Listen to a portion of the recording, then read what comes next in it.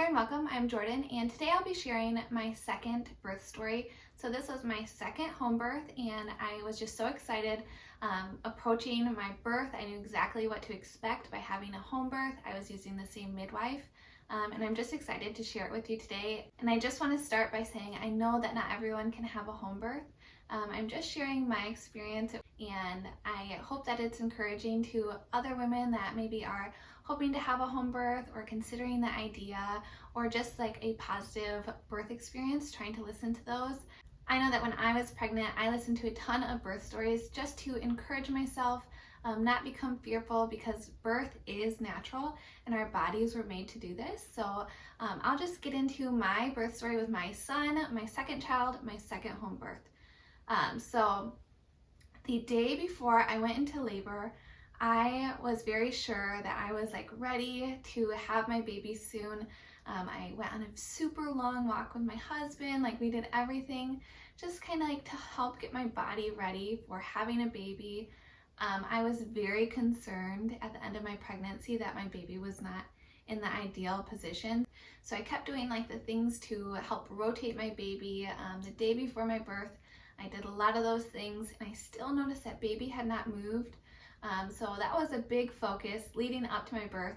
I also did acupuncture and went on the long walk. I had spicy tikka masala. Like I was praying for a fast, easy, tear-free birth, and I ended up getting that. It was my dream birth. But I was doing a lot of work to prepare my body, and especially the day before I ended up giving birth. And I was a day short of 40 weeks when I ended up delivering my son. So the night going into when I went into labor, I thought, oh, I don't think it will happen tonight. I think maybe tomorrow night.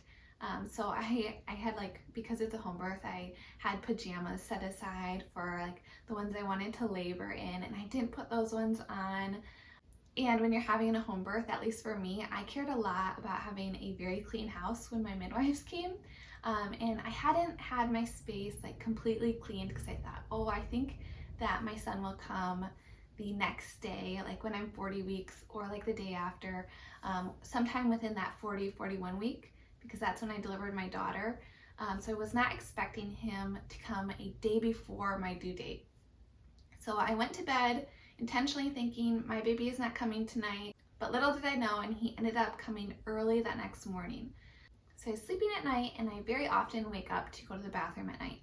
So waking up during the night is very common for me. So I woke up at 2:30 and I was having very small, like less than period cramps, and they were coming very often. And I thought, oh, I'll just see like what this turns into, because I had been experienced prodromal labor, which is when you have like those contraction feelings, Braxton Hicks, for like consistently every few minutes for hours. And so I've already thought before, like, oh, I thought labor was starting like a few weeks before. So I just wanted to see what was going to happen with them. I did not wake up my husband yet because I wasn't sure, and I really had this idea that if I went into labor, I wanted to have a little minute to myself to kind of enjoy just being in labor, knowing my baby was coming. So I just kind of leaned into those. And again, because I was having a home birth, I thought, if it is going to happen, I need to make sure my house is clean. So I went into the living room. I did forward leaning on my couch to help get baby into the best possible position deep in my pelvis, because you want your baby's top of their head to be at your pelvis and facing backwards. And at that point, my son was not in that position. He was still facing forward, I think. But anyway, so that was important to me to try to get baby in the right position if I was going in labor. And then I was like frantically trying to clean up my house. I was picking up hair clips all over the ground. I didn't end up picking them all up. And I set up like my gifts for my midwives, along with like my birth plan paper and just like my hospital emergency plan, like on the table. Everything ended up being set up all nice and tidy, except for hair clips all over the ground. So I was doing that for a while, just these little cramps, and I would squat when I would have these little cramps, just to like lean into my contractions, to help baby descend and help my body do what it was supposed to do if I was going into labor. So I'd lean into these contractions, and then they started to get more intense, and they were picking up pretty steadily. Like every few contractions, they would be more intense. Actually, after a few contractions, I did wake up my husband, and I told him, I think that labor is starting. I wasn't really sure, but I was going to go to the living room and I was going to try to get baby in a good position. I was going to be on my birth ball, do my leaning, like just kind of like help my body guide baby. So I did wake him up, but he of course fell right back asleep. He is a great sleeper. He can sleep through anything. But so like 30 minutes later, I went into our bedroom again, and I went to his side of the bed, and I just like leaned on the side of the bed next to his face while he was sleeping, and like went through a contraction. And I think just being by my husband just made it, I don't know, made them come on like even more. And that one was kind of like even more intense, and I like was laboring right next to him. But my daughter ended up waking up. So I went into her room and I laid in bed with her. It was like such a tight fit with my big belly, but I laid in bed with her and I went through some contractions laying down. And then I felt that like feeling. It's like this little, I don't know, just like exactly how it sounds. It just feels like a like little pop in your belly when I was laying down, and I knew that feeling because it was the exact same feeling I felt when my water broke for my first child. And so I knew right away, like, oh, I think my water just broke. And so I quick waddled over to the bathroom just like I had with my first child, and sure enough, I got halfway down the hallway and my water broke on the ground. So I yelled over to my husband and I was like, my water just broke, because he needed to go be with my daughter. And he was like, no way. And I was like, yes. And he was like, so does that mean it's happening? And I said, yes, it's happening. So I went over to the bathroom to let my water like come out in the toilet. And I forgot to mention this. So when I woke up in the morning with those like little contractions was when my mucus plug started coming, and it was like tinged with blood, which was different because my mucus plug for my first child had come out a few weeks before I delivered. But this one was like gradually coming out while I had these contractions in the morning. So going back to my water had just broken, and I went to the bathroom, more of my mucus plug was coming out. It was like a little bit bloody, and my water was coming out, and then my contractions were like a little bit more intense. Like they would just hug me. So again, I would lean into these contractions and I would like hold onto the door frame and I would squat during these contractions.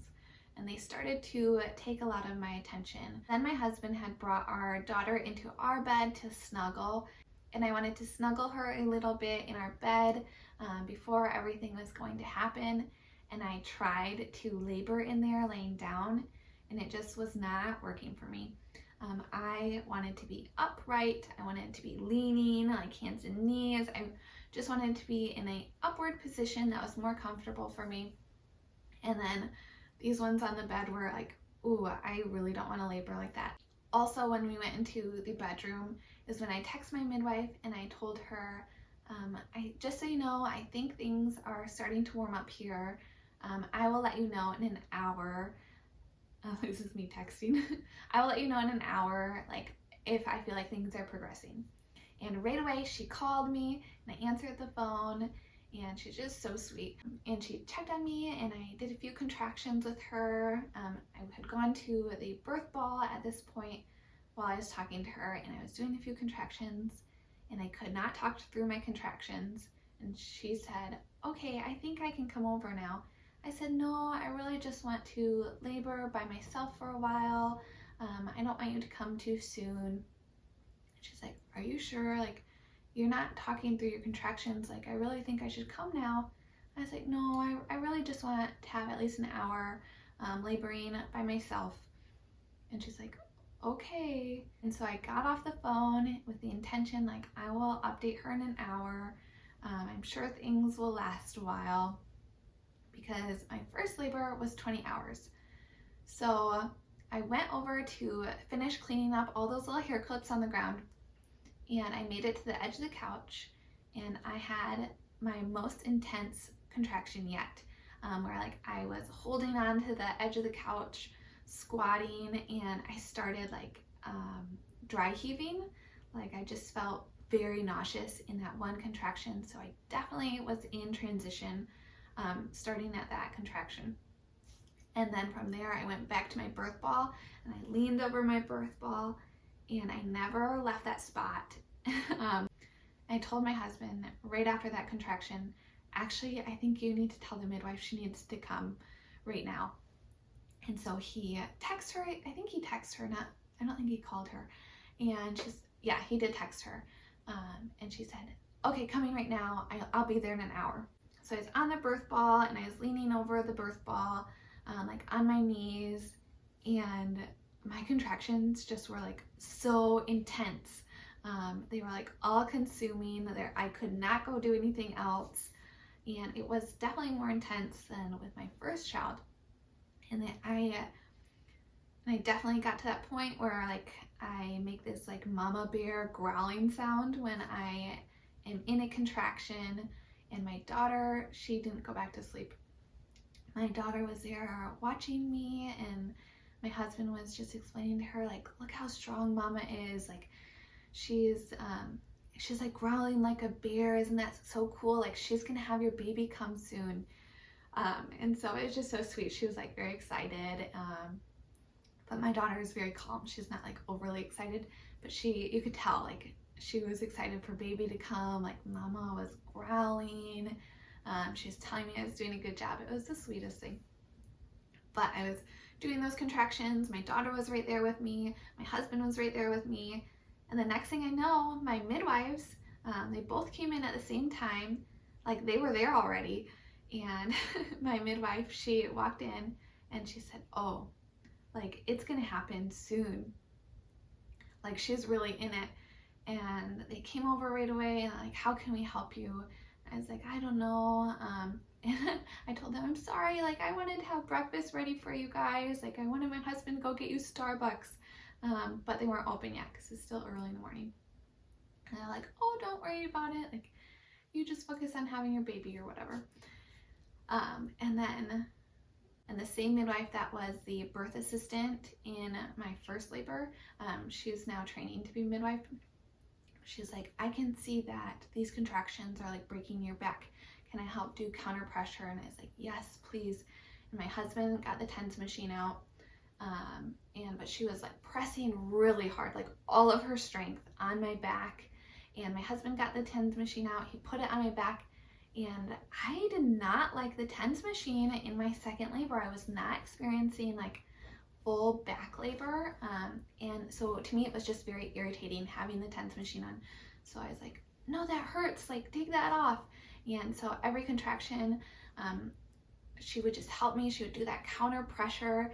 And they're like, if we're gonna use the birth pool, we need to get the birth pool ready right now. And they didn't think there was enough time and that we'd have enough hot water to fill it up. And so my husband like ran around and got pans and filled them up with water and started boiling them. And they asked, do you want to get in the birth pool? And I said like, I don't know, like I'm scared, like I'm worried I won't like it. And she said, well, if you want to try it, like I think you're not going to want to move soon, so you need to get in there now if you want to try it. And I'm so thankful I did. So I got into the birth pool. There was only like this much water in it, but it was awesome. I love being in the birth pool. And it just seemed to be calming and relieving of some of that intensity with each contraction. At that point, my midwife asked, like, do you want to have the lights on or off? And I said, I don't care.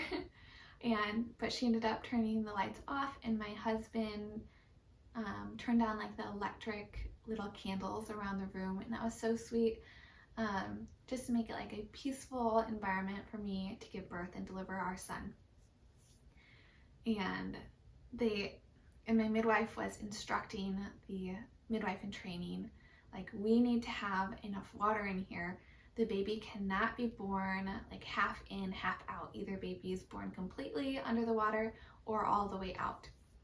And so my husband was like frantically trying to get the water, and my midwife, she's so sweet, she was like holding my hands, and I would just go through these contractions and I was like growling, and she would hold my face in the middle of my contractions. Like, she was just so sweet. And my daughter was right there experiencing them, and I was like, I'm so hungry. So my husband quick ran, got me, I think, some pineapple, and put some pineapple in my mouth. And then my midwife said, like, I think this baby is gonna come in the next 20 minutes. And I just felt so happy about that. Like, no way. Because if you've seen my first birth video, I pushed for hours. So I was just so excited. And right after that, my midwife directed my husband, like, we need more water in here right now. But my midwife in training, she said, no, don't go anywhere. Like, the baby's coming. And so my husband didn't end up getting more water. There wasn't enough water in the birth pool for him to be born completely underwater. And at this point, I was down low in the water, and it was very like soothing and like letting me stretch. Baby started crowning, and I reached down, and I highly recommend, if you are able to reach down and feel your baby coming, because it just flooded me with like this sense of love, and like I was just so excited for baby to come. And so I reached down and I felt his hair, and because I was in the water, it was like all like floating. He had a lot of hair, so it was like floating in the water, and it was just so soft, and I don't know, touching him, it just flooded me with love, and it made it just feel like the contractions were totally worth it. And I don't know, I think when you have that like feeling of love in labor, it just makes it a little bit easier. But I will say, they were very intense contractions, like all consuming. So I felt baby, and right after that, my midwife told me, okay, you need to keep your bum up because baby cannot be born in that shallow of water. Baby needs to be born completely in the water or completely out. It's like leaning over the edge of the birth pool. And my midwife was right here. My assistant midwife was in the back. And my daughter's so sweet. She just like went around the back to watch baby being born. It was not a scary experience for her at all. I don't know, it just brought me so much love also having her there, watching her brother be born. I should mention that while I was crowning, I was using my new birthing like breathing technique, and it's like that. And the idea is to like pull baby up so that you can stretch more slowly and allow for baby to come through without tearing. So I was doing that, and my midwife said, like, control your breathing, you are going to get lightheaded. And I was like, I am. I don't think she realized that was my like birthing technique, like my breathing technique that I was trying out to like flood my body with oxygen. But I was like, I am, and she just kind of left it alone. And I highly recommend that breathing technique. I think I'll make another video about that later on. But it really did work for me. Anyways, so I was doing that, and baby's head was born, and then baby's body, and my midwife caught him, and they're like, okay, you can hold your baby. And so I like turned my leg around, I don't know, because baby was born behind me, and like had to put my leg, I think, around the umbilical cord. I don't really remember.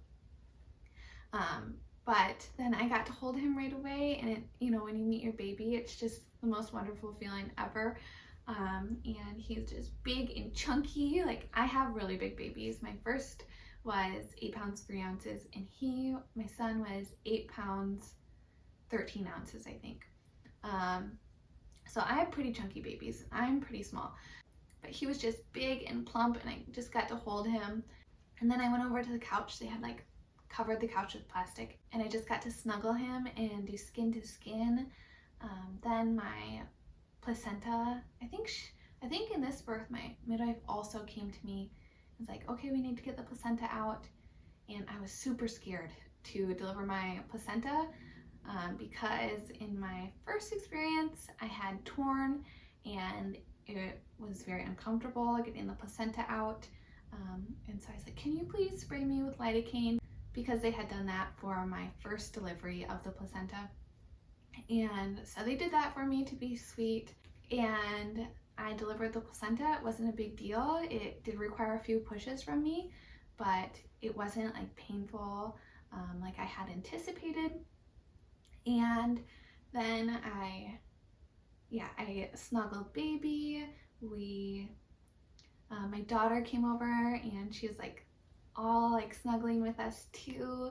Then my husband got to cut the cord, and then they started getting like checking on baby, you know, like how they do like measuring and all that stuff. And it was so sweet because my daughter followed them over to the floor where they were doing like his checkup, and she was holding his hand the whole time. It was so sweet and precious. And then my husband got to do skin to skin while I had to walk over to the bathroom. And when I got up to walk over to the bathroom, I didn't realize like you can just stand up and walk. So I was like hunched over, and my midwife had to tell me like, okay, stand up straight, like, and you can just walk normal. I had no idea. And then after that, everything was basically done. I tried to nurse my baby. I did have a hard time nursing. I had a hard time nursing both of my children, but that is a whole nother video. And then just like the first time, my midwives tucked me into bed. They ended up eating breakfast with us, and then they left, and I got to snuggle my baby. My daughter got to hold my son for the first time, and it just was like a magical experience. So that is the birth story of my second child, a positive home birth. I actually just finished the video and realized I did not share that my birth was only 4 hours from the time I felt my very first contractions to the time my son was born, and I did not tear during my birth, and I did a lot of preparations to not tear. I have another video about how not to tear during birth, so I will leave a link to that in the description below. Of course, we love our son so much, and he is just so special to our family. This birth was a dream come true for me, and I just wanted to share it to hopefully encourage other women as they are approaching delivery. Thank you so much for watching, and I hope you have a great day. Bye-bye.